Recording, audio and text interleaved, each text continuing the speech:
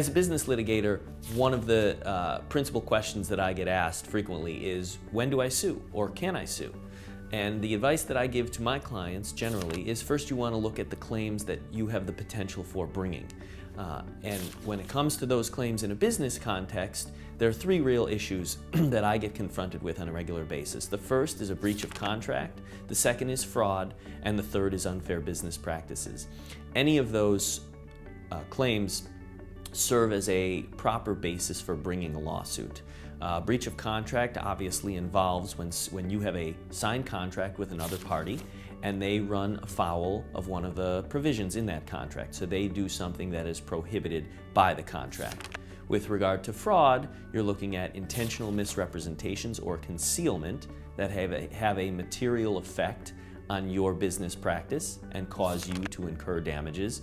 And unfair business practices are similarly practices that another business, for example, might carry on that adversely affect your business. The second question that I have to answer for clients generally is, what is the damage amount that makes sense to file a lawsuit?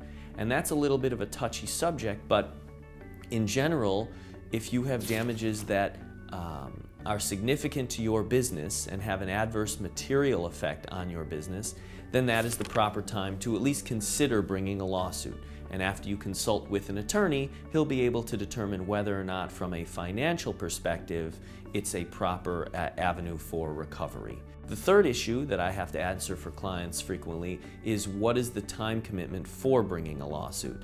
And that varies depending on what the claims that are being brought and who the defendant is and who the other parties involved in the action are.